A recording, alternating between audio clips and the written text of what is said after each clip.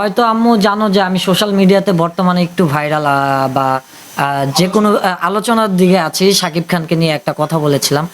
তো শাকিব খানকে তোমার কেমন লাগে? শাকিব খানের সাথে তুমি এই মামুনের তুলনা করছো, এটা ঠিক হয় নাই, সেটা আমি মেনে নিব না। তুমি আমার সন্তান হতে পারো, শাকিব খান কিন্তু আমারও ভক্ত। যে আমি যে প্রিন্স মামুন আর লাইলাকে সাপোর্ট করতেছে, আমি যে ওদের ভক্ত, এটা কি তুমি ভালো দিক ভাবে নিবা না খারাপ ভাবে নিবা? নেক্সট জেনারেশনে আমি কি প্রিন্স মামুনকে ফলো করব না আমি শাকিব খানকে ফলো করব, বলো? অবশ্যই শাকিব খান। হ্যাঁ, হ্যাঁ, আমি কান ধরতেছি, এটা আমার লজ্জার কিছু না, কান ধরাটা লজ্জার কিছু না। তো এখন আমি যেহেতু আম্মু যেহেতু বলেছে যে আমি নেক্সটে যেন ভালো কিছু করি বা শাকিব খানকে ফলো করি, এখন মনে করেন যে যত বড়ই বাধা আসুক না কেন, আমাকে যতই মারক কাটো হুমকি দেখ যে আমাকে একদম মেরে ফেলবে, আমি শহীদ হব শাকিব খানের জন্য। হ্যালো, আসসালামু আলাইকুম আম্মু। আম্মু, আমি একটা ডেয়ারের মধ্যে ছিলাম বা একটা লাইভে আছি ঢাকা টিভি টক শোতে। তো আমি তোমাকে একটা মেসেজ দিতে চাই, যেটা আমি কোনোদিন তেমন ভাবে বলা হয়নি তোমাকে।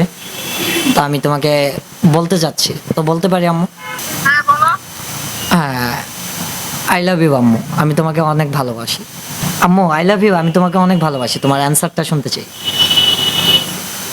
I love you too my son. আমাকে নিয়ে কি তুমি গর্ব করো বা তোমার মনে কোনো কষ্ট আছে? পাবলিকের মনে কোশ্চেন থাকতে পারে। তোমাকে নিয়ে আমি কি তো আমার ফ্যামিলিতে বা তোমাদের কাছে কি আমি বোঝা? না, তো মায়ের কাছে মা, একটু জোরে কথা বলবা আম্মু। হ্যাঁ, লাউডে আছি তো, একটু জোরে কথা বলবা। কোনো মায়ের কাছে তার সন্তান কখনো পূজা হয় না বাবা। আচ্ছা আম্মু, আমার আরেকটা প্রশ্ন আসছে বা কোশ্চেন আসছে, যে আমি যে প্রিন্স মামুন আর লাইলাকে সাপোর্ট করতেছে, আমি যে ওদের ভক্ত, এটা কি তুমি ভালো দিক ভাবে নিবা না খারাপ ভাবে নিবা? যে আমি কি ওদেরকে সাপোর্ট করাটা আমার কাছে ঠিক হচ্ছে কিনা, বা ওদের সাথে চলাফেরাটা আমার ঠিক হচ্ছে কিনা? না বাবা, আমি চাই না ওদের সাথে চলাফেরা করো, আমার এগুলো পছন্দ না। আমি চাই তুমি আমার পছন্দ মতো চলো। আম্মু, আরেকটু জোরে কথা বলো। আমি চাই তুমি আমার পছন্দ মতো চলো। ঠিক যেগুলো আছে। আমি পছন্দ করি না সেটা তুমি জানো।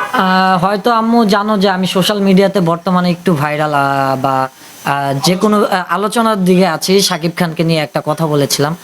তো শাকিব খানকে তোমার কেমন লাগে? এক মিনিট, তুমি আমার ছেলে হতে পারো, শাকিব খান আমারও ভক্ত, তাই না? পৃথিবীর সব প্রান্তে, বাংলাদেশ সব প্রান্তে, মানে অল বিশ্বেই তার ভক্ত আছে। সে আমারও ভক্ত। আমি, তুমি এই কথাটা অবশ্যই গুছিয়ে বলতে পারো নাই যে শাকিব খানের সাথে তুমি এই মামুনের তুলনা করছো, এটা ঠিক হয় নাই, সেটা আমি মেনে নিব না। তুমি আমার সন্তান হতে পারো, শাকিব খান কিন্তু আমারও ভক্ত। সে একটা সুপারস্টার।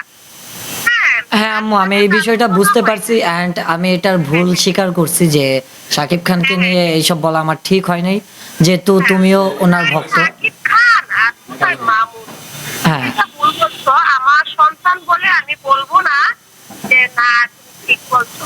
তো আম্মু, আমিও তোমাকে দর্শকদের কাছে ক্ষমা চেয়েছি, আর তুমিও যেহেতু একজন সাকিবিয়ান বা শাকিব খানের ভক্ত, আমি তোমার কাছেও সরি বলতেছি যে আম্মু এই কম্পিটিশন বা কম্পেয়ার করাটা ঠিক হয় নাই প্রিন্স মামুনের সাথে শাকিব খানকে মানে জড়ানো।